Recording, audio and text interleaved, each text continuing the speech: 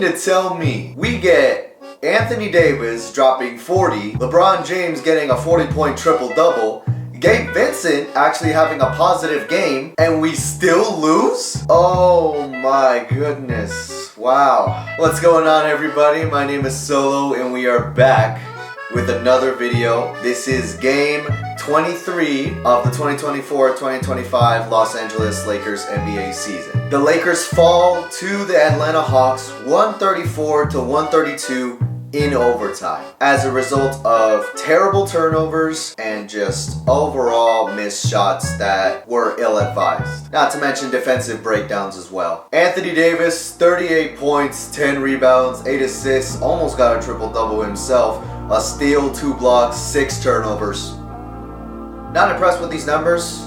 This time it's because you, as well as everybody else on the team, had defensive breakdowns all throughout overtime. Rui Hachimura, I've said it before, I'll say it again, shoot the ball more. Because why are you taking only 6 shots? You made 5 for 6. You're doing a lot of these 3 for 4, 5 for 6, 7 for 8. Shoot the ball more, dude. I've said this already so many times, so I refuse to say it again. LeBron, 39 points, 11 assists, 10 rebounds, 3 blocks, 2 steals, including that one chase down block that kept us in the game, that kept us up. Gabe Vincent, 12 points, 5 for 11 from the field, 2 for 4 from 3, 5 assists, 2 steals, a block. By far his best game as a Laker. Which isn't saying much because he has a lot of games where he runs cardio. Dalton Connect, 14 points, 2 assists, 3 rebounds, 6 for 11 from the field, 2 for 6 from 3. Not gonna lie, ever since he had that 37-point game, he's been shooting terrible from the 3-point line. Cam Reddish, 21 minutes,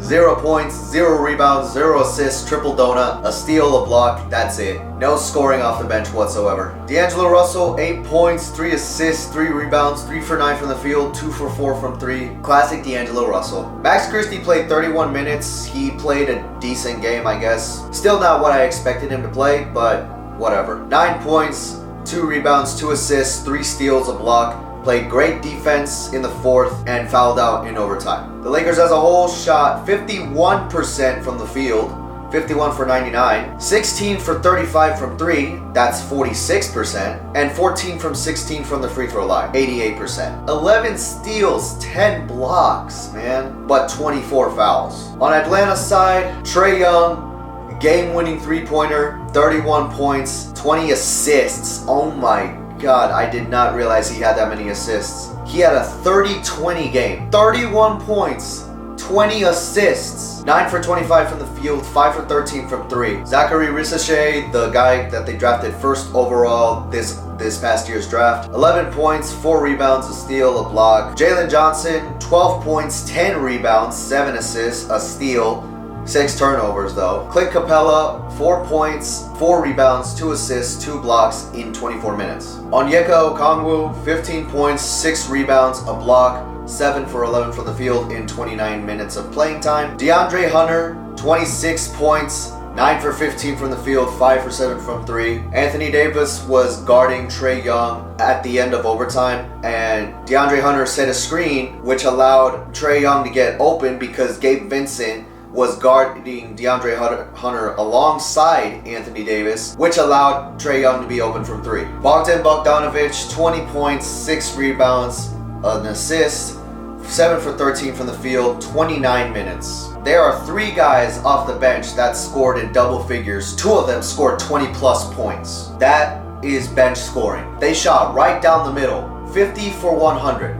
Exactly 50% from the field. 17 for 40 from 3. That's 43%, and 17 for 22 from the free throw line, 77%. 17 turnovers, 10 steals. The starters for the Lakers played good.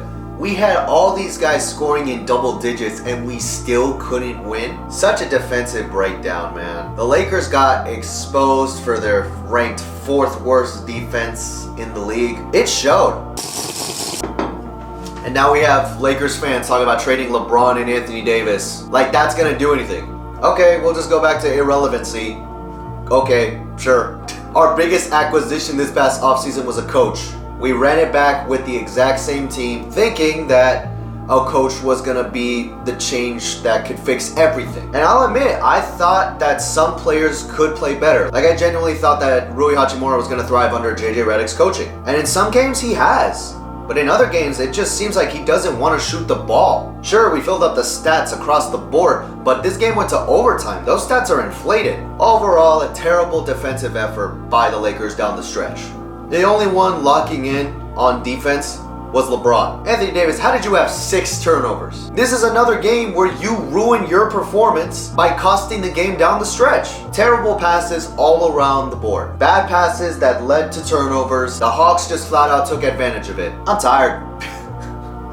I'm gonna keep saying this until Rob Pelinka makes a trade of some kind, or Jeannie Buss fires Rob Pelinka. Jeannie Buss, be an owner. Be an actual owner. And tell Rob Pelinka if he doesn't make any trades, no, matter of fact, walk into his office and say this: Robert, I see that this team is 12-11, so I'm gonna say this only once. If you don't make a trade to improve this team, you're fired!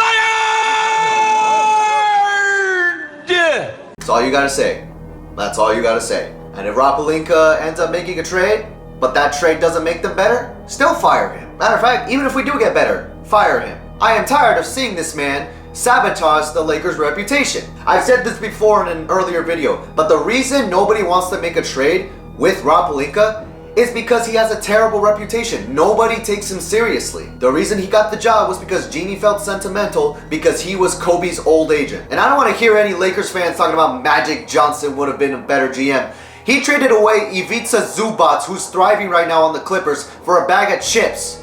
He drafted Lonzo Ball over Jason Tatum. He was influenced by the words of an enthusiastic dad to draft his son over a guy that would actually help us. The Lakers have a lot of problems, and those problems start at the top. The problems start with the front office. JJ Redick has been thrown into the fire and has been dealt with a lackluster roster. People who actually watch the games can see a difference in his coaching style compared to Darvin Ham. At least in the beginning of the season and when we were on that 6-game win streak, there was actual ball movement. There was actual basketball being played. This hurts more than getting blown out by the Miami Heat by 41 points. Because in that game, nobody made an effort to try to win. This one, we tried. They tried, but they also messed up. LeBron had to go all the way down to the other side of the court to try to heave up a Hail Mary 3. Although he honestly should have waited like a couple seconds more. He had 4 seconds left on the clock. He should have gotten a little closer. But I digress. The fact that we have to rely on him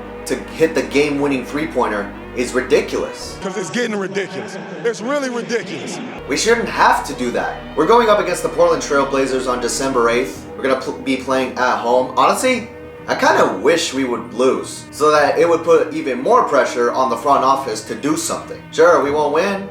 Whatever. It's starting to look like we won't win now and we won't win in the future. Because think of it like this. LeBron and Anthony Davis leave the Lakers. We got no future. We have no young core. What's our young core? Austin Reeves? Dalton Connect? Max Christie? We'll see what happens the next game. That's going to do it for this video. Thank you guys so much for watching. Don't forget to like, comment, and subscribe, and I'll see you next time.